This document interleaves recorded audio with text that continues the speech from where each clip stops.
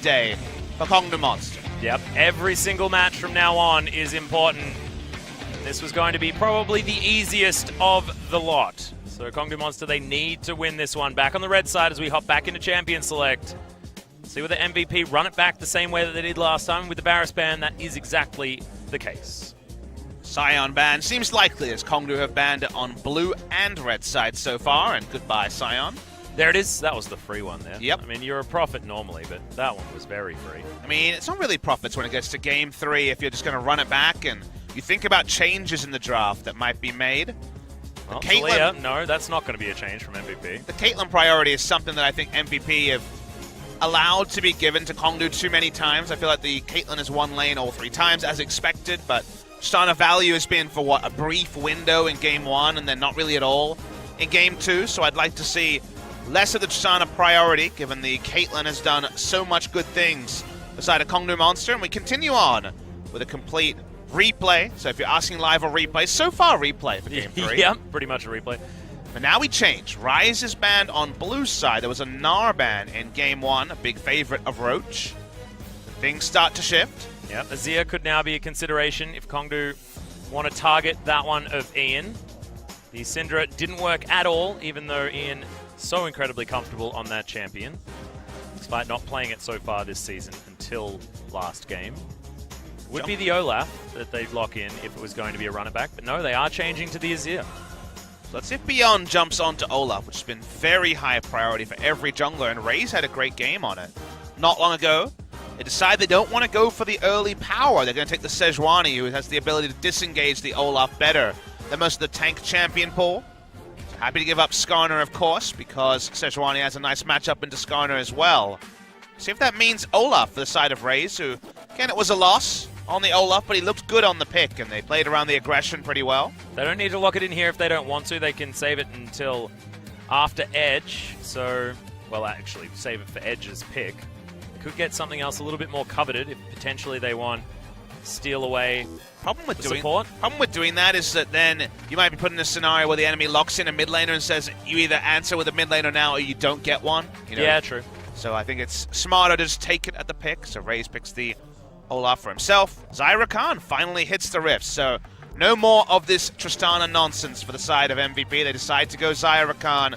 They will respect the Caitlyn more than once again counterpicking themselves with the Tristana. Not wanting to give priority to the Ornn, which I thought that A2D did look great on last time around. Not opting into that is Tahm Kench, once again, way up there, and it's going to be junglers and bottom lanes for both teams. See where Kongdoo goes from here. Really want a strong winning side of the map, and Caitlyn early game does represent that unless the level 1 trades go poorly against Zyra Khan. So we'll see where Olaf gets a second lane to play around. You want at least one winning lane, but 2 true winning lanes will be happy times to Raze to start the invade. Yeah, having a strong lane bottom side for the first time this series as well from MVP. You mentioned double Tristana games, meaning they did sacrifice a fair bit of power in the early game. Now, of course, going to be outranged by the Caitlyn, but the engage potential in from Max and the damage from the Zai in the laning phase. Continue to be surprised by the Galio bans against MVP, as MVP weird, have left it open many times. You look at the comp and you say, man, Galio would fit here well, and I completely agree with you, but they've shown no priority on it, and teams have been creative and getting bonus bans and bonus picks, not having Galio priority on the side of MVP. And now, Ian's effective champion pool has been banned, basically. The Corki and the Azir have been taken away. Is it Ziggs time for Ian once again? Showed us Ziggs in the last series. It left a lot to be desired. So you're right. We may have to see something new from Ian, or the Syndra once again as a rollback. Yep, could grab that one if he feels like it. Cassiopeia going to be the ban away from Edge, and Syndra's just going to be locked in. Rude. So Ian has just been straight ruined by this particular draft phase. It's definitely an interesting spot for him. Wait and see what he decides to take in the mid lane. Into the Syndra, you could argue a Vladimir could be considered a mid lane Vladimir. Yeah, I do like having the Sanguine pool. Because Syndra does have lane control over a lot of laners. So the decision is for the side of MVP. Okay, Gangplank going to be taken for A2D though, the first time he's slunk through all 10 of the bans. A2D very comfortable on on that champion. Vladimir would also be a takeaway into the Gangplank, because it is a matchup we see happen into GP as well. So let's see what the decision is here for Ian. Going to the extended bench, and okay, here's one he's played before in the Karma, looking to nullify the Syndra. If this is locked in, also gives a bit more inherent tankiness.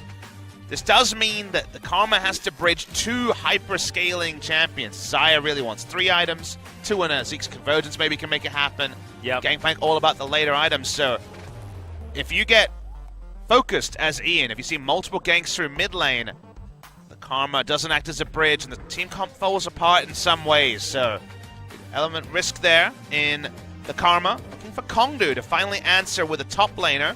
It's going to be the Orange. It's going to go for standard as standard can be. Yeah, when it comes to the side, they could have gone to Vladimir to attack the lane, but they already have Raze jumping onto the Olaf. They want to play around the pressure. The Orange can respond and throw in the ultimate from long range. So while it does mean that Gangplank's likely to have a very happy farming phase, just have to see how it all comes together. To me, the jungle matchup will be the most important. If Raze gets going, and especially if Ian dies a couple of times in the early game, maybe this game is just decided before the items come rolling in for ADD and for Pilot.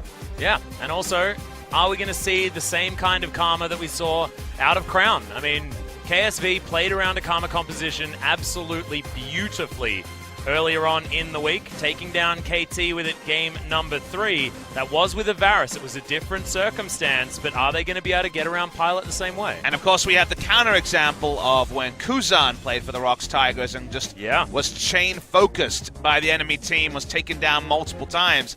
Definitely eminently gankable here onto the Karma. She's got the speed-ups, but one flash goes down. She doesn't have cleanse, I believe. Teleport was being worn, but I'm happy to see Pilot and Max off of the Tristana, trying to make it work, forcing it against Caitlyn. Wasn't working for the side of MVP. Now it's Xayah Rakan, and now the playmaking can return for Max. Yeah.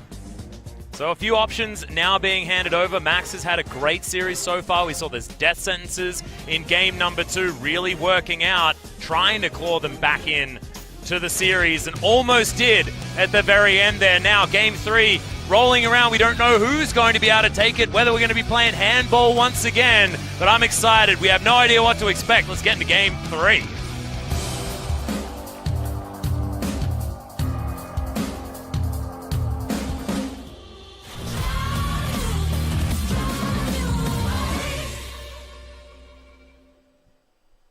All right, we are going to have a slight pause, ladies and gentlemen. You don't know that. We just know there's a pause. Sounds like Ian's setup on his monitor is off, which seems weird given that he's had the monitor for 2 games in a row and didn't sub in. Yep. No, he's got different heights for different games. Yeah. The ruler's out, ready to go. And they didn't find the win in game number 2, so his head's a little bit more bowed now, so he needs to make sure that it's down just a little bit. We are going to be hopping back into the game very, very shortly, though, as I can see Ian's not actually touching his monitor at the moment. I'm cheating a little bit. You are. It looks like he has completed the setup process. For future series, we do have a great view of the blue side booth on our side. Have no idea what's happening on the red side booth at all, unless we were able to have X-ray vision through the floor.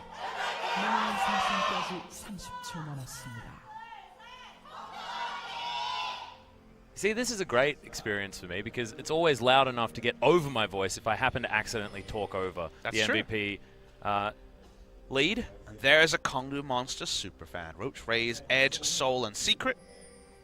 Going to give them their energy. And there's only a handful of Kongdoo fans, as you might have guessed from the quite meager fan chants.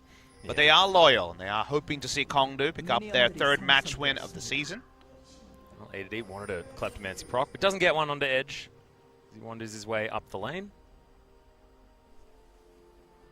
Okay.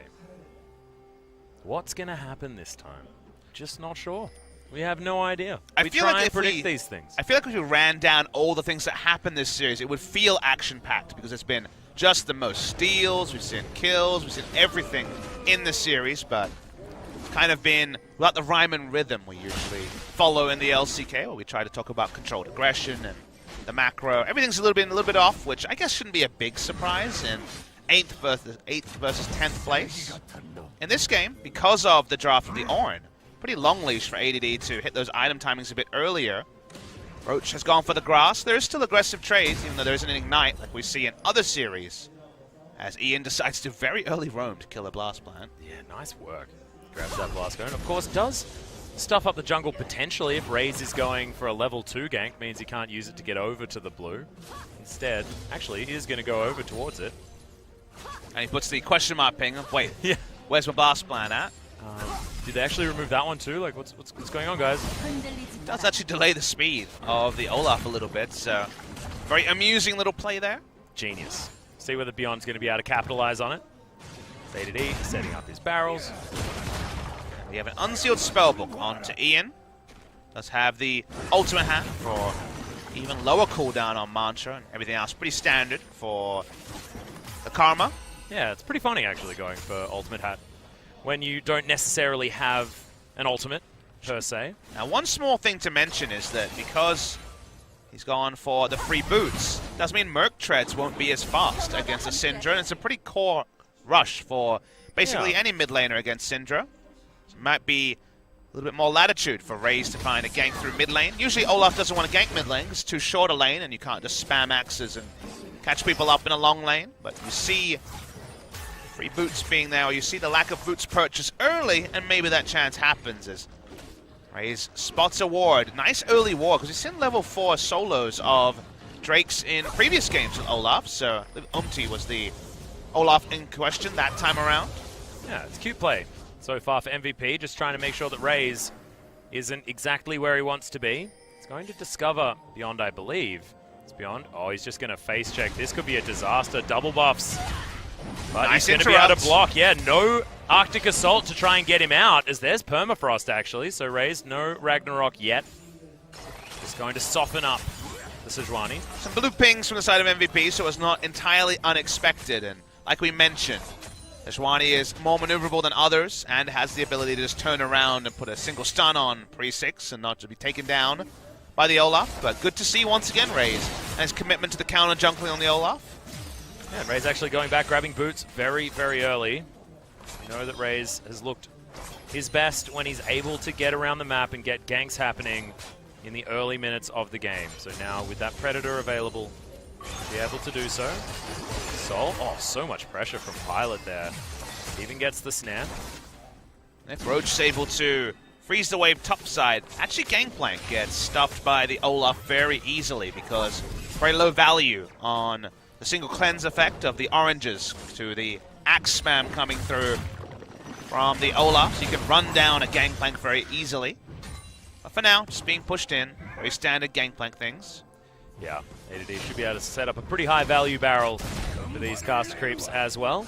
Actually went for Corrupting Potion. Usually we see just the Ancient Coin into the Sheen as the first punch. It might have been a gold value thing, but a lot of regen here to try to stay topped up in lane.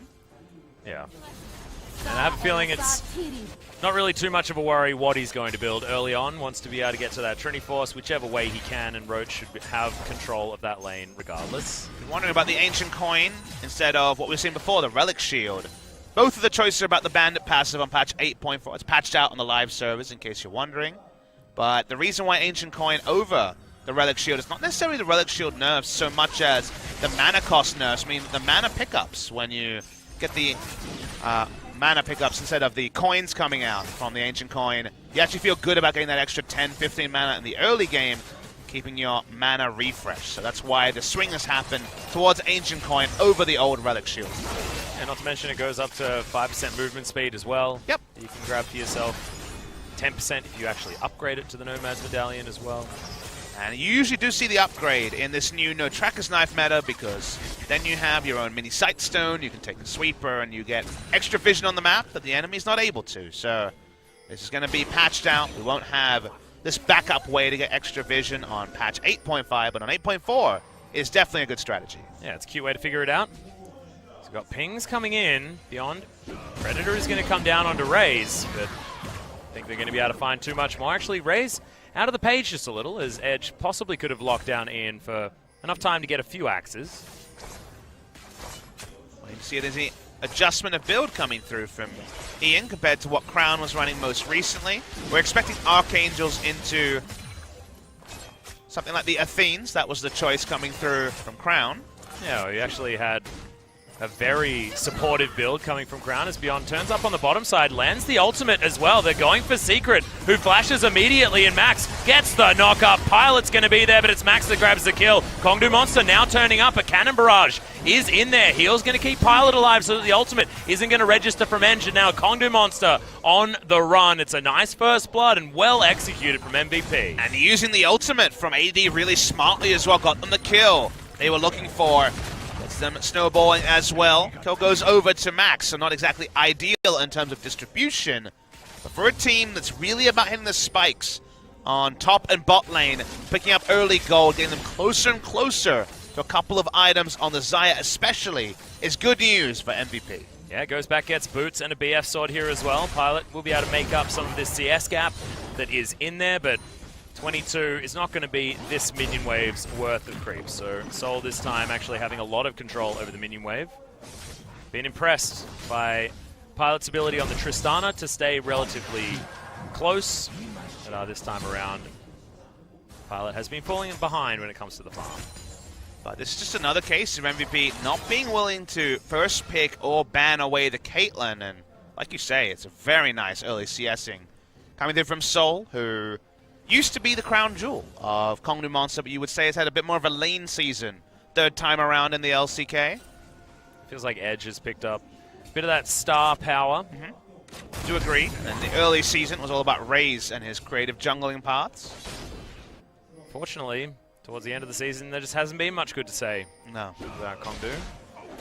Now finding their first game win for a very long time. We'll see what momentum can actually do for them. The Olaf pick now for Raze as well does fit what we were talking about, saying that we want to find early power. But so far, First Blood did go over to MVP, so they've got some control. Having it on this bottom side of the map is certainly good, and something that they haven't had for a very long time. And look at this. Ian is doing it his way. Looks like Luden's going to be the first item onto the Karma. Wow. A burst Karma build. Very interesting. Haven't seen this in a while. Was something the Crown used to go in situationally when they were low damage. I don't think they lack damage. They want to add an Infernal, though, to Kongdoo Monster. Yeah, that's going to be Kongdoo Monster picking it up all too easily beyond. It was a cute Arctic Assault, but he's not going to quite make it over the wall. And Edge now is going to use a bit of a disengage scatter the weak. And a second Infernal again. What is it about the fire in this series? Thought the fiery series would be our second series. SKT look to profit on other teams struggling around 5th spot and put themselves into the playoff consideration.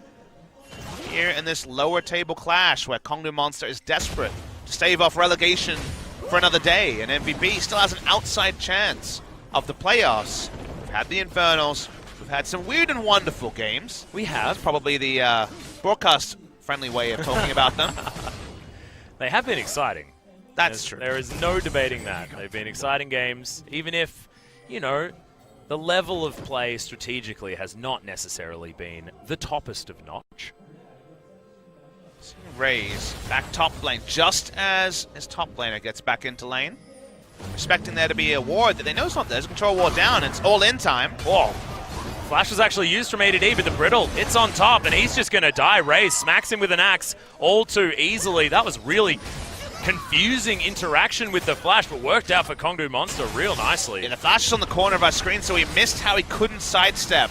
The ultimate there needed to, because the Olaf was very close when it came to chasing down, but MVP in all of this, trying to take a turret. They rotate down Ian. See some defensive pings. They know Syndra's on the way, so it won't be first brick turret in the bot lane just yet for MVP. And Ian actually using that Inspire, speeding himself up, trying to get back to that lane as well. He was also moving down. I wanted to talk about the Luden's Echo start because I didn't quite like the idea of sort of a mid-game, large amounts of power, massive wave clear Karma. Sounds a little bit cute. You can just kill minion waves and then inspire yourself around the map. A little bit of extra movement speed, giving you some mobility maybe. It's also another take on the issues with the Syndra matchup. Syndra will have one rotation burst. The thing is, with Luden's, you just walk up and Mantra Q her, and she has less than 50% health. So there's the idea of chunking out the Syndra, and like you mentioned, rotating first as Ian. This bait is pretty cute. Raze biding his time for so long, gets on top of Pilot. He does have the Featherstorm, throws it down pretty immediately, but the Cannon Barrage should slow up, but no, Peacemaker flies through. Soul grabs the kill, and that baiting was pretty impressive from Kongdoo. I mean, Raze used to be a support, so his bot lane understanding is excellent that he waits for there to be comically long. Most any other jungler would have started the fight already. And then there's no escape for Pilot. He doesn't flash. He would not have lived through it. Well, a flash is available for Kongdoo Monster. And now they had the low health turret. Now they have the lane control again. Good news story after good news story. Only good news story for MVP is a gold lead thanks to good old Gangplank in the top lane. Yeah, I was going to say, Klepto is pretty dumb. Because it is still about a 900 gold lead. Sorry, 700 gold lead, something like that. ADD being forced back a little bit. Spots the orb, knows that Roach is going to be able to take control of this wave. He's gone Gauntlet, so he has more turret pressure than recent top lane Orns we've seen. Should be able to slow down the Gangplank a little bit more there as well, like added CC. The slow chase down a long lane of Olaf and Ornn is now something I want to see onto the Gangplank. Especially if Raze takes a while to show up. Luden's Echo is now completed for Ian. And it's actually going to be Edge that goes the defensive choice. So the shoe on the other foot, it feels like, when it comes to the decisions here. Free shoes for both of them as well, as the Unsealed Spellbook has come in once again. Syndra ideology the same for Edge and Ian. It's very even. Yeah, it's a very even game. Feels like the mid-game where MVP will be able to trade upon 2 items into 3 items on both Xayah and Gangplank. The Monster, though, still have immense power around the Olaf. It feels where Olaf goes, only good news stories can happen with where they're at right now, and Caitlyn will be no slouch as the game goes on either. He's trying to see if Karma can have the immense value that Crown was able to pull back, as that was his team behind. Then one smart team fight, buffing up Ruler, and the game ended from largely the utility that Karma has. Still unsure how much utility this build is going to include, because there is still the chance of a full AP build coming through from Ian. Yeah. And Ian might actually just go Rabbidan's Deathcap Void Staff next or something like that and actually have full explosion. And with Rabbidan's Deathcap now being a little bit better, even the Inspire Shields are going to be pretty silly, so it's not exactly something that's going to be lacking all defense. I do love that when you've got scaling shields as well as scaling damage, getting defense for offense with AP. Cannon Barrage going to come in to try and clear out the minion waves. Only level 10, but does end up being able to push out that minion wave. Nomad's Medallion done as well and has finished the quest, so we've got extra wards on the top side of the map and a Trinity Force now for ADD. This time might get a little bit better now on the top side. An ADD, very unlikely to be solo killed, should be able to continue to farm up a 24 CS lead, but gold generation hard for an Ornn to stop. Looking for first rotation in most cases from Kongdoo Monster. Olaf and Syndra can make things happen. Olaf trying to peek into bot lane, but is in a ward. Yeah, Max lets him know there as well as Gleaming Quill flies forward. Does heal up Pilot there as well with it, so not too bad. He's got a Zeke's Convergence already, by the way. That's really, really fast. We see some interesting builds in Challenger. I was watching Griffin versus Damwon Gaming, and that was Tristana going for the Relic Shield to get a fast Zeke's Convergence onto a Thresh. And then it was a fast Zeke's Convergence onto an Alistar. So there was very high priority for Zeke's Convergence. So far in the LCK, it's been a Rakan only item.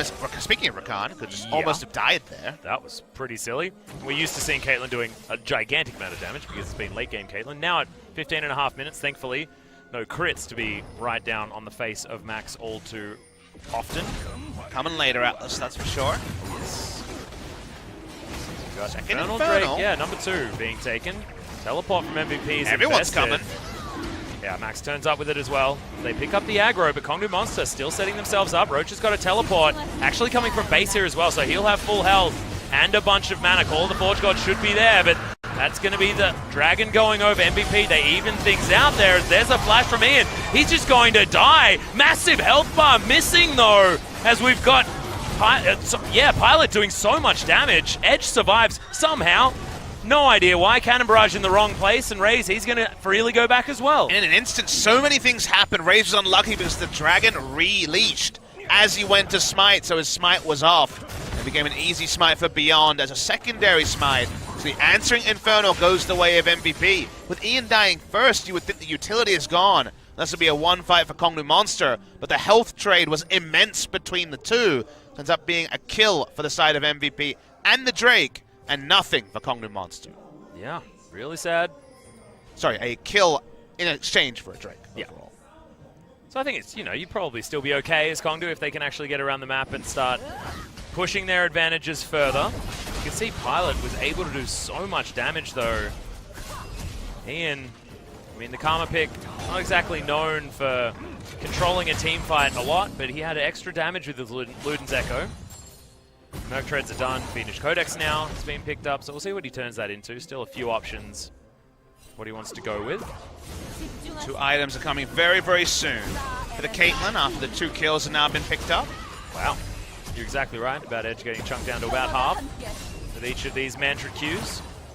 Still unsure where the Fiendish Codex is going. Still leaving his options open is Ian. Could be just picking himself up a cup, as we saw Crown grab as item number 1. Just wanted a bit of extra damage first, potentially. So could be considered. Ray's really aggressive. Yeah, we're flashing for it on top of Ian. Trying to get a snare, but that's not going to happen. He just mantras up his W and gets all of his health back, and now Edge, he could be in trouble. Ian picks it up all too easy, but they trade it 1 for 1, and Kongdoo Monster have the cavalry arriving from the bottom side. Beyond knows that his bot lane's getting in here as well, as Grand Entrance should be available. Max wants to try and find it, but doesn't want to dive a turret as the squishy Rakan. MVP almost get one back after the 1 for 1 in the mid lane. And we missed what happened because the Abyssal Voyage was channeled. I believe it was interrupted. Could have been cancelled, but I believe it was interrupted. Off screen. Turret very, very low on both sides. Which is big for the Xayah Rakan. You'd assume Caitlyn would have a very big turret health advantage. Everyone backs away. Focus on the top lane, which has continued to be a farm fest. Waiting for AD to hit that second and crest it into a 3rd item. And then when the shields start, it may never end for the side of MVP. Yep. Gets better and better as Max, Gleaming Quill, going to keep him healthy. See MVP, they're the ones that got a little bit of free time with that turret. Far forward, a Kongdoo Monster is now MVP, want to find Soul, but massive damage on Max, just basically for free. Trying to bait because Beyond's bot lane, but he doesn't have the Glacial Prisons. I don't really know what that looks like in terms of a gank. It looks like a piggy walking into the lane after his bottom lanes almost killed themselves in their baiting attempt. Maybe Kongdoo Monster will consider a dive. Soul does walk up quite far. Actually going to try and brute force this one. Secret able to tank it for quite some time, and there we go. First turret goes down on the bottom side. Both of those members able to get some work done. Roach just getting shot by ADD, who's having a great time now that he's got the Trinity Force. Bellows Breath still helping as, okay, all the Forge God does come down, gets himself the heal from the Oranges, and ADD now calling for the teleport.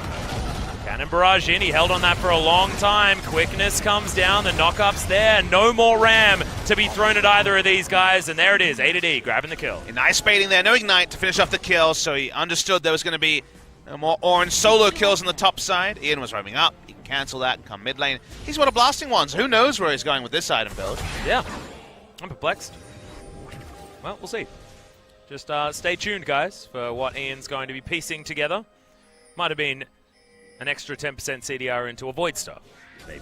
I just want Twin Shadows. That's what I want from the Karma. Oh my god, the dream. Is it Glacial Augment? No, it's not. Imagine if it was Glacial Augment Karma. No, I'm not going to imagine that. Oh, that's a Shakarez tank Karma special right there. Sounds amazing. No. Hey, we've seen the Glacial Augment Morgana with the Twin Shadows, man. Not in the LCK, possible. we have not. We have not seen that. Yeah, okay. Leave that one to the side. Boy can dream. More Malmortius is actually picked up by Gangplank. Doesn't want to die instantly to the Syndra. Doesn't want to always rely on the overshield from the Karma. Helps him against the damage from Roach as well. I guess if he wants to continue laning up here towards the top side. Ian says no, as he's just going to keep clearing out minions, shoving them forward, keeping things okay. Topside vision, very good for MVP, because now the Baron is spawned. 21 minutes in. Syndra has to side lane through all of this. Not ideal. Syndra, definitely one of the most immobile mages that we see in the side lane. So that's to allow Soul and Secret a safe lane to be in. They're just attacking the Caitlyn, though, and walking up before the trap line could be there. Turns out it gets set up pretty fast. These creeps are going to be alive for a long time as well, because there's no Syndra. She's going to come in for a flank as Call of the Forge God should be able to get decent value. Does only knock up Max as Pilot's Featherstorm is in a decent position. Now Blade Caller going to get a bit of damage through Kongdoo Monster, but Edge unable to find the stuns that he was looking for. And there's no flash to be taken on Pilot either. Nicely done from MVP to get themselves out. But ADD, he's missing his. Mid laners trade cleanses. AD flashed through all of that. So that's the only other relevant summoner. And the ultimate is down from Beyond. Remember, Infernal is just about to spawn.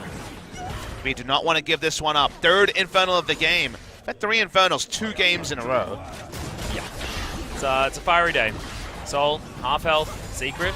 Devour is now on cooldown as Ian wants to try and lock him down, but the lockdown's going to come in from Edge. Max takes this as an opportunity to get the quickness through the backline. 3 charms, but he battle dances his way out and they don't kill Soul. Cannon Barrage is doing a bit of zoning, but they're trying to lock down the damage onto Beyond. Inspires there, speeds him up, gets him out. Ian's very low. MVP still going to start off this dragon. They still want to contest. They have ultimates available again. Do they, on the side of Kongdoo Monster, so fast? Yeah, that's so much damage. Arctic Assault should be able to get Beyond out, but ADD may not be as comfortable as Max launches his way forward yet again. Ian can't really offer up too much. He can get the shields onto Max and keep him healthy. Man, Mantra Inspire in the mid game is so powerful with the movement speed and also the shielding, so able to get everyone out of dodge. It's going to be Banshee Veil as the next item here. So once again, a respect item to the Syndra. Double Banshee Veil. Don't often see that after the nurse to Banshee Veil many moons ago. Yep, Edge just matching what Ian had put together. And I didn't really want to think about Banshee Veil because it's a little bit more boring than the other options that he had, and we're still learning about how people want to build Karma at the moment. One of those champions that everything has some value. She can go down the support line, she can go full AP. Again, full tank Karma has its uses in solo queue, especially as a top laner, so has the Kale thing going on where you look at every item and you're like, maybe. Yep, maybe not quite as great with a Bloodthirster, but we'll see. You know, I wouldn't want to see my Kale with a Bloodthirster either, just to be clear. No, but you know what I mean. Okay. Look, that's the wave clear that we're talking about. That's the difference that you get between mid lane Karma with a lot of AP and what Crown was putting forward, which is just all about making sure his AD carry is doing as much work as possible. We've got the Raptor Cloak done here for Secret, so that Banner of Command, the first one, is going to be coming very soon. Wait and see which BF sword item AD is going for. Could be arguments for most of them here. Even a Guardian Angel wouldn't be a terrible decision because then they would get so much value out of the Inspire Shield and could fight earlier. And Infinity Edge would obviously be a lovely pickup as well, so we'll wait and see. Essence Reaver holds some options, definitely. But just on its own may not be. You would expect Essence Reaver and Infinity Edge eventually as a duo. Yeah. MVP doing their favorite thing, which is clearing out vision around the Baron. Beyond now with no Arctic Assault. Almost had to worry there about Kongdoo Monster, but Soul isn't too scary with only 2.5 items. Roach knows that it's all about making things happen. Teamfight impact for the Ornn, who is being just schooled in terms of gold income because of Gangplank. It is a very relevant thing as Gangplank continues to pile on the gold. He's now ahead in gold. He was behind 24 CS. Last time we looked at the CS numbers there. Well, Ultimate going to land on a Secret, but mainly just to test his aim by the looks. Special Prison didn't actually do anything, and yeah. You mentioned behind in farm. Certainly not behind in farm or his ability to push forward. It's okay, Secret. He's just going to get engaged on. Grey Health has to be popped, but he is going to stay alive. Teleport coming in now as in comes Ian. Just grabs one off the back end. Great tanking from Max. Gets himself low and gets himself out. And ADD didn't even need to join. That was really peculiar by Secret. Gave up his whole health bar for seemingly no reason. Was assassinated on the back end by the Karma. In the meantime, AD continues to generate the gold. In this lower damage build, he's going to be feeling fantastic where he is in the game. Just wait until we tab over to the gold and see how far ahead he is. His piracy has certainly netted him a whole bunch of treasure. I'm going to guess 2,500 gold ahead of his opponent. And there's an Infinity Edge. That's pretty cool. Well, I think I'm gonna increase it. I think it's at least 3,000 gold ahead now. He's silly strong. And I feel like if you draft Ornn into Gangplank, which remember, that's what happened this game. Yeah. You're saying, we're going to aggressively playmake, we're going to make things happen because else we know what the inevitability of the game is going to be. So ADD is now at the position where he's ready to fight. Zeke's convergence into 2.5 items on the Xayah. This is probably the strongest point for this team comp overall, because before Karma really falls away as a threat herself, Gangplank will get stronger, but Karma has the inverse scaling thing going around in terms of damage. We look at the gold, and it ends up being 4,000 gold. So, you know, we were both a bit too shy in giving him the benefit of the doubt. And we were saying it like it was a ridiculous lead that shouldn't happen. As in goes ADD, this is what the Gangplank doesn't have, and they're going to get the knock-up on top of the Xayah, but there are the shields, all of the options, and Max keeps him alive. Raze now trying to walk away. Doesn't have the Ragnarok available as there's the Permafrost, and Secret is going to save him. In comes Ian off to the side yet again. And ADD, the barrels are raining down. Edge is destroyed. And the Inspire for them with the Mantra for so much movement speed. They can follow this one up as well. Arctic Assault's even going to connect as Secret. He will be the casualty. Double knock up from Max as Roach is not going to get locked down. Does have the dash to get out. Soul now with no front line to speak of. MVP will go to the Baron. What a heroic defense from MVP. It was 3v5 for almost the entire time. They were able to keep Pilot alive. He had his ult. Both summoners had to blow everything. Then the re-engage happens, and Kongdoo Monster had nothing left in the war chest. Baron has started. It's down to about half health. Yeah, ADD looking for the flank, but Grand Entrance doesn't connect. Soul flashes before the barrel can go off as, good God, that was ridiculous. Okay, ADD gonna eat some oranges, back to about full health. Raze is alive, no other crit items onto the Gangplank, so the reliability of the damage a bit lower. Yep. Control. Raze talks about his brother, back away. This is probably the happiest wind-up Gangplank I've ever seen in my life, though. Look at him, he's just not a care in the world. Runs super quickly, has an Infinity Edge, everything's brilliant. Ridiculously large rods, it will be the Rabbiton's Death Cap for Ian. I feel like if you get double Infernal, so far we've seen every single mid laner go Death Cap early, because they're like, why not? Think of the synergy. Yeah. Ardent Sensor is done here for Max as well, so that's how they're making up for the lack of Ardent Sensor on Ian. It's by putting it over onto the Rakan, who's just ultra let's build up my Xayah.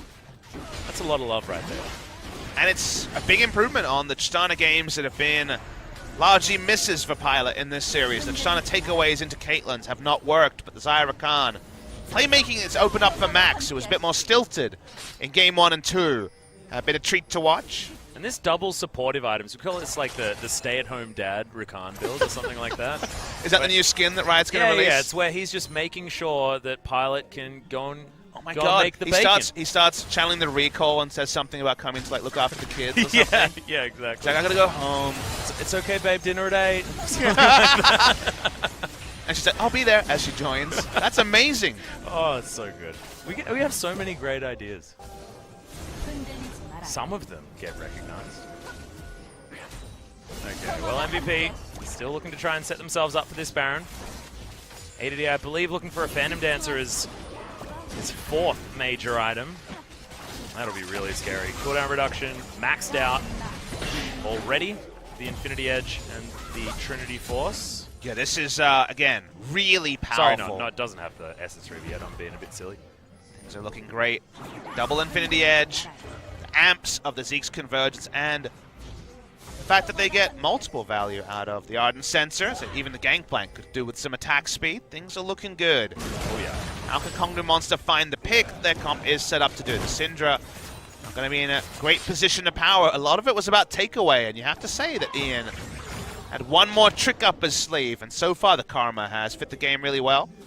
Yeah, we saw that it worked well in the hands of Crown. It's been a long time since there's been a Karma mid lane meta, but remember, games are shorter, so theoretically, drop off in the ultra late game is less likely, even though we've had an ultra late game in this series. Yeah. Now Secret is able to at least get some vision back over on the Baron, but Kongdoo, you could see, not feeling very confident to take down the Mountain Drake or to at least contest it against MVP.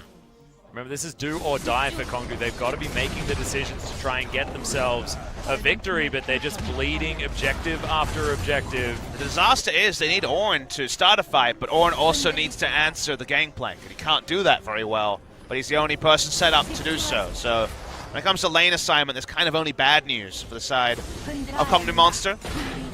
They need to actually wait for a true objective to be forced, like a Baron, and Baron damage starting to get inordinately large on the side of MVP as they continue to pile on items. Death Cap going to be complete now. I really like it from Ian.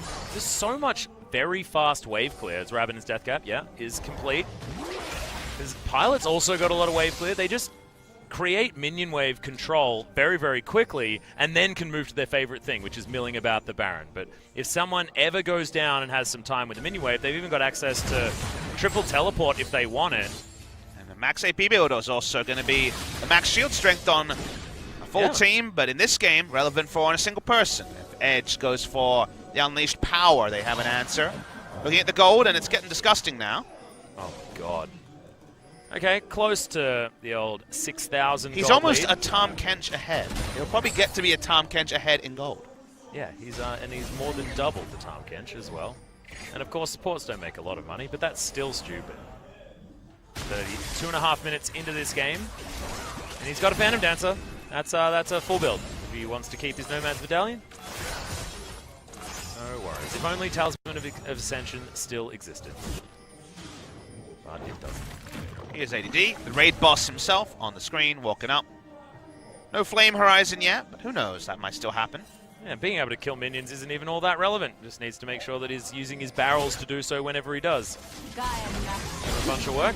Okay, Ian should be able to help clear out this minion wave, and getting time with a turret is a tough thing to do. Kongdoo Monster. Got a wave clear. Yeah. As the overshield. See, AD from the Caitlyn is still going to be doing some decent damage because no armor in the build, but Ian can walk up again. Let's see if the neutral objectives can be just as important as they were in the previous games. We've seen throws one way and the other, from misfires around a Baron and specifically the Elder. All right. Okay, the Nuclear Strike Karma working out quite well against Sol in the mid lane, and they're going to lose the top lane outer turret.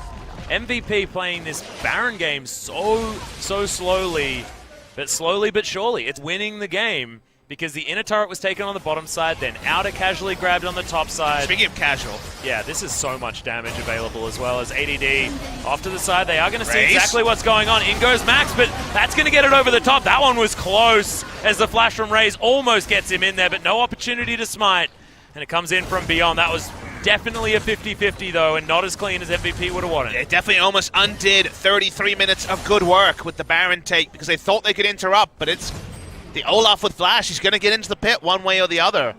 Doesn't actually get the steal. Kongdoo Monster be frustrated they can't pick up a buff to buy a bit more time. That time is going to be desperately needed. As soon-to-be 6-item Gangplank is going to walk up with all of these overbuffs with the Baron buff as well. Close to a 10,000 gold lead. There's not enough items on the side of Kongdoo Monster to turn around a normal fight. Yeah. Ian now as well, he's got a blasting on to augment the rest of his items, so it could be a Void Staff coming in for full battle karma.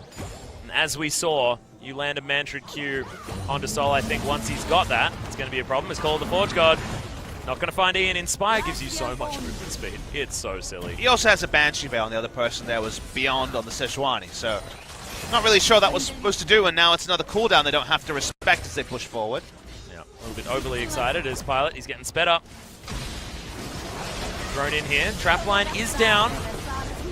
That's going to be the stun onto Pilot. But you can see all of these shields. He's now got the Ardent Sensor there as well as that Battle Dance flies forward from Max. So he can just rinse and repeat. Doesn't matter if he's just playing frontline. Should be able to keep him alive. Still feels tense because we've been in positions similar to this, and the team in the lead haven't been able to stick it. They want to get never MVP that was in the lead. True. Elder Dragon is a very nice fallback objective when they will still have Baron for around 40 seconds. The fight is to break out. Double Infernal Mountain as well will be that Elder. And a double control ward if you don't mind. Oh, that's scary. Ian does. Yeah, those Qs are starting to really hurt. 714 AP for the Karma. That's a big number. Yeah. And he's got a 14-second Mantra cooldown, given the ultimate hat. Because remember, you can start stacking that up from level 1. You can. Ultimate Hat on the Abuse Champions is very powerful. Corki also gets a lot of value from it because it's rockets. Yeah. Get on a much shorter cooldown, and then such a long cooldown at level 1 that it helps your laning phase a lot. As MVP taxi over this minion wave, they would love to break the base before the Elder spawns. Yep. ADD having a great time at the top side of the map as Raze has to be eaten. And now he's not going to be able to be anywhere near this fight. He's irrelevant. It's 3 versus 4. This tower is not long for the world. Pilot does so much damage. He's having the greatest time. His husband in Rakan is just been a great guy, giving him all the options that he would ever want. And Ian, you know, he's got a best friend here as well, who's also helping out. You just watch a game like this and you think, maybe it's time for Faker to jump back onto the mid lane Karma. Allow Bang, who's had a good season, the chance to run around and go back into the old Lulu Lucian days. I think he actually has the highest KDA, in fact, in the league at the moment. He does. Was Peanut for a little while, but not anymore. As Kongdoo Monster moving themselves down. Full vision available from MVP, but not for long. That Rift Scarlet is going to go down, but MVP, they have all of the control because ADD, it's just a matter of time before he just takes the base of Kongdoo if they're going to stay in this 4v4 dance. But you're so damned if you do, damned if you don't. You can't do the 1v1 top lane. You lose the 4v4. They're owed for shields. The Xayah insanely powerful. Only bad news for Kongdoo Monster in the game that will push them to relegations if they lose. Yeah. So depressing to be a Kongdoo Monster fan. Still, they have a chance to save themselves in that relegation match, but they're not even going to find ADD with that one. He eats some oranges, he's going to be K'd. There's the re-engage cannon barrage. So much damage into the backline. Soul just dies as an afterthought as Raze thought he was flanking, but actually he's just given food to MVP. They're going to break open the base on the top side as well. Inhibitor's going to go down. It's a 15,000 gold lead, and Papa, I think that's all she wrote for this one. My eyes were so dilated from that damage, I thought they were going to fall out of my sockets. There's so much damage from the Gangplank and the Xayah. Speaking of damage. What?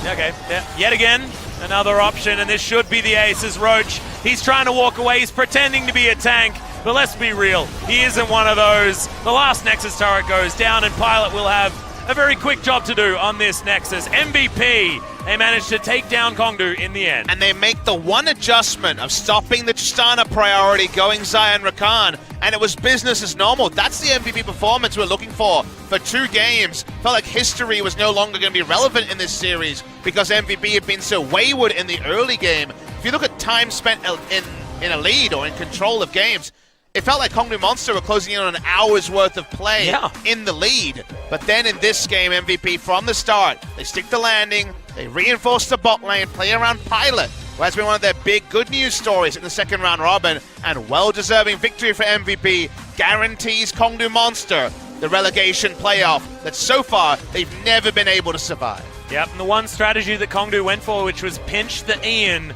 just straight up didn't work. Even the Karma was impressive. At certain points into that game, just felt like the composition was more cohesive for MVP. Kongdoo trying the denial strat and then finding themselves with a composition that didn't quite work for them as the game moved forward. But yeah, we talk about build up the Pilot, give him all of these supports. Let's talk about ADD. The guy was a monster on the top side. He was getting shoved in, he was behind 30 CS, and then it didn't matter. And that's because the Ornn needs to be proactive with any lead or early item purchases, knowing the inevitable turnaround is always there in a Gangplank versus tank matchup. That didn't happen. The Ornn wasn't able to keep him accountable or make the plays around the map. In fact, the Ornn ultimate accuracy was a bit of a bone to pick with Roach's play in the late game. So in the end, ADD and the rest of MVP can celebrate because they do keep their mathematical hopes of making it to the playoffs alive. They now once again separate themselves from the bottom 2. Relegations doesn't seem to be welcoming MVP for a second season in a row. They've been able to avoid and get past a very rough early game or early part of the season.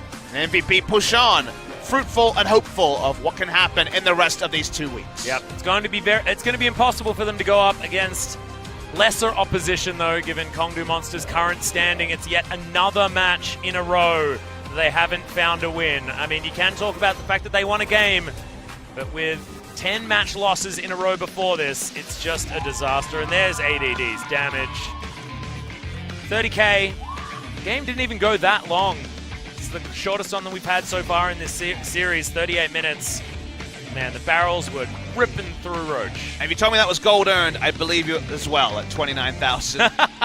Such was his happy time, getting every bit of gold. Bandit, Klepto, every gold generation thing. He took an advanced loan, he got in crypto early, and he was ready to go on the gold. Happy times for the gang, but happy times for MVP.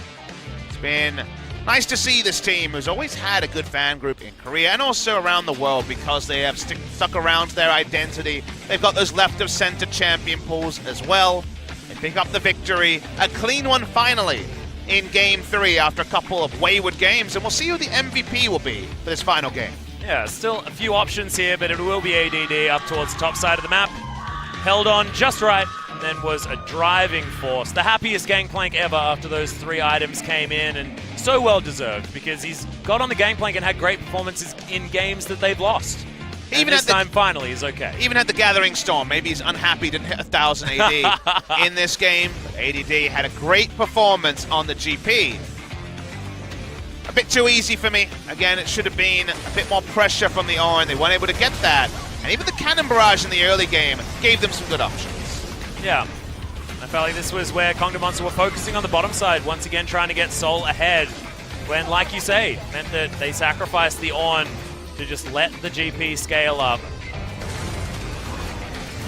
They even managed to get this teleport gank. I actually forgot about that one as well from Max. That was really cute.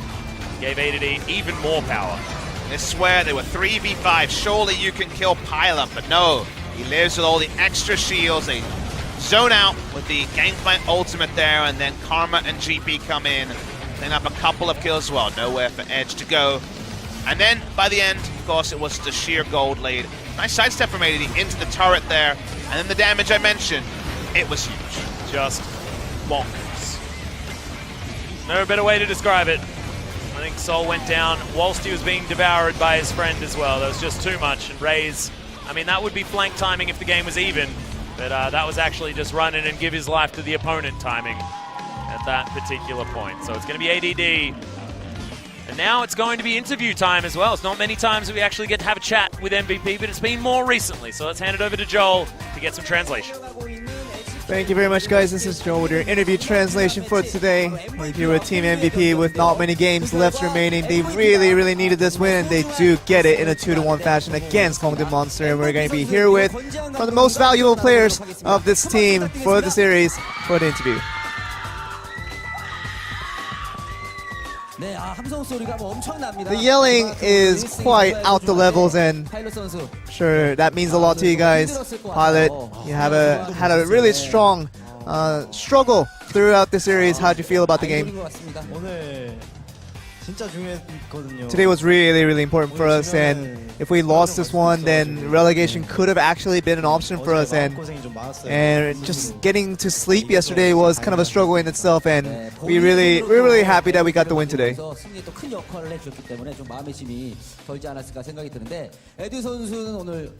You do have ADD. How do you feel about the games? I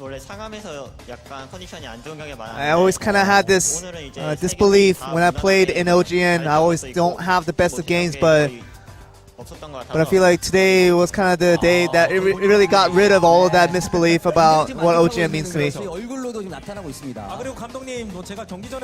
Of course, we're here with the coach as well, and we knew that you told us that if you guys lost the game, the entire team was gonna go shaving their hair, just like kind of the signature move of a losing team. I mean, last year we remember that we had a really tough season that we had to come over, but it was definitely kind of a dedication I had to myself that I was really motivated to really just do all I can to get these guys a victory. But I think ever since I told the guys that I think they really wanted to keep their hairs, that's why I think they played to their potential and really got themselves a win they needed. Were you guys aware of that situation when you're playing? I think it was a heavy motivation to the fact that I wanted to maintain my hair, and I think it allowed me to get a little more nervous. That got me the adrenaline to play a little bit better today. I think this has a great effect on teams that need to pick up some wins here, but how do you feel about that? It was a 1-to-1 situation when we went to game 3, and I thought about my hair just disappearing, and again, that was a motivation for me to play well in game 3 and win that one. And we always say this, that round 1 MVP versus the round 2 MVP is such a different team. Where what do you think about that proposition when it comes to such a kind of a bipolar situation regarding the results of 4-team MVP? I mean, my top lane when I was playing at top, it really did come apart many times in the first round robin, but it just seems like, you know, every time I had that kind of a falling apart situation, it was against Ornn, and I feel like, you know, learning how to play against that champion was kind of important for me to maintain my lane. And a lot of people, including the members from MVP, do have a lot of compliments for Pilot regarding your recent performances. How do you feel about your performance right now? Yeah, I have played away from Korea, and you know, people do say that, you know, I was in a kind of a leadership state where, you know, being the Korean player, I had to give a lot of tips over to the other players over there, but now I'm back here at MVP, and of course, not having joined the team for a very long time, and we felt like, you know, I was just trying to build up the chemistry between me and Max for most of the first round robin, and I think it took some time to get that to perfection, and we're kind of definitely getting there with the recent games.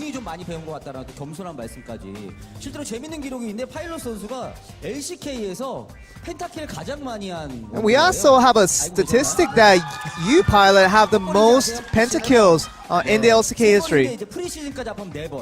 Including all the preseason games, it does equal out to 4 pentakills in your career. We thought you wouldn't be aware, but you seem very aware of that statistic. But let's talk about the games just a little bit. And the first game was really against you guys for majority of the game, but somehow you guys got the win by winning out that team fight at the very end. I mean, the other team's Ornn was a situation where even in the late game we knew that our items were going to be disadvantaged compared to the other team, but you know, we kind of pulled the team fight and hopefully that we won, but we really did get that big win. And let's look at one of the highlights here of what we're talking about here. This the decisive team fight here where they did get the victory in the end after winning this one. Did you feel like you were going to win out the team fight at any moment during this? The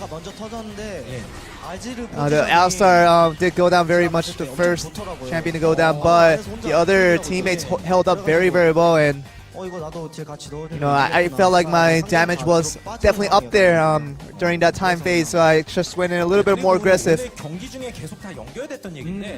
And it really was a kind of a connection point throughout all the games in this series that Infernal Drake was very much apparent, appearing so many times in today's series. I mean, today's Infernal Drakes were very much welcome because both our teams had a very much a late game comp, and whoever got more of those dragons really got us a big power spike near the end of the game, so really was dependent on the objectives today. And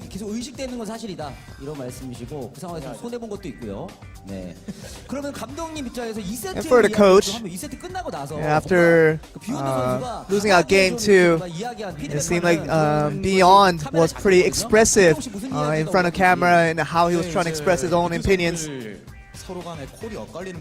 I mean, there was a miscommunication in many circumstances between mid lane and jungle, and I think Beyond definitely was aware of that, and he wanted to definitely get that across without any, no beating around the bushes, and it was all about getting that communication straight, which was really what we needed in game 3. Just all those things that still we need a lot of improvement on, but I think just for game 3, it's something that was very much needed. I think that was very expressive in the way he kind of told that out to his teammates. Game 1 and Game 2 was really a back and forth action. Was really close between the two teams, but Game 3 was a very much different picture in the way that you guys were more dominating in the way you finished that. But what was the kind of the sudden change in the strategy that you guys went with?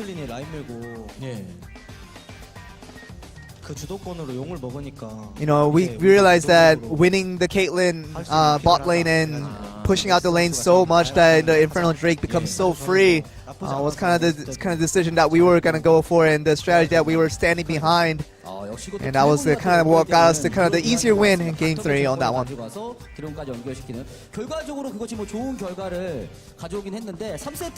course, we do have another highlight prepared for Game 3 that we can look at. Of course, the power level was very much a deciding factor that ended up in this fight here. I mean, ADD, if you have gameplay this strong, does this game make the game a little more comfortable? I mean, if you just leave the Gangplank alone during his laning phase, it just gets stronger than the other top laner, and that's going to be confirmed. And you just have to bother it the entire game, and I wasn't bothered as much, and that just allowed me to be a lot stronger than any of the other teammates from the opposition. Let's look at the remaining games for MVP. We do have Africa, KT, and SKT for the remaining games for Team MVP. But any words you have for the remaining games ahead? We want to improve on a playability level, and we want to just perform a little bit better more than anything. And just for the fans that are always coming out to cheer for us, we're going to try to give back by giving you guys positive results. ADD, anything you'd like to add on? And first round robin was kind of a failure in altogether, and we wanted to improve on that. I think we're definitely heading there, and we're just working hard to get better, and just practicing is all it takes. And we're going to get better results for you guys coming out to cheer for us. Coach, anything you'd like to add on as well? We're definitely not away from relegations altogether, and we do need a few more wins to get that done. You know, with the few important games that are left remaining, we don't know what's going to happen, but we will prepare that much harder to make sure that we'll try to lose as least games as we can, try to get best results from the games we do have remaining. And that does equal out to a stronger MVP getting that win that they needed against Kongdoo Monster, and we're going to head it back to you guys for the rest of the broadcast. Thank you very much, Joel. I actually don't think it'll be for the entire rest of the broadcast. Yeah, please come back for the second We'll see series. you again for the second series. I know this one's gone for a long time, but in the end, as you can see, it was an MVP victory. And I didn't know that Pilot actually has the most pentakills in LCK. I find that an interesting stat. I'm happy you ended that sentence. I was like, I think you cast the series. Atlas should know who won, but it was certainly the side of MVP. And yeah, confirmed pentakiller. We saw one this season on the Caitlyn. What does it mean? It means, sadly, that Kongdoo, you know, they're in promotions, we'll call it. Relegations is another word I would use for the tournament they'll be in, but unfortunately they will have to battle with the two best teams from Challenger. Who will they be joined by as BBQ Olivers? Unless they start winning, it's looking like that team, as right now they are 2 series behind Safety. Yeah, and MVP represents that safety as well, looking a little bit better, but now you're going to see BBQ up against SK Telecom, and if BBQ can win this, we could have some very interesting times in the standings as well. A lot of fans joining us late, wanting to see SK Telecom, feeling like with their easier strength of schedule, they will make it to playoffs. First assignment tonight. They want to win, I believe with a victory, they will jump into 5th spot, a very tenuous 5th spot, given that other teams and other results are going to be important. But guys, about 20 minutes or so, and SKT need to basically win all their games. Kongdoo Monster MVP next week. The schedule looks good, but you want to start the winning right now. Yeah, we'll see whether SKT can make their way up towards those playoffs, because then it's going to be them against teams like KSV. It's going to be exciting stuff. We'll see whether they can once again make an amazing gauntlet run. But guys, yeah, 20 minutes, and then we'll be back for more League of Legends action with BBQ versus SKT.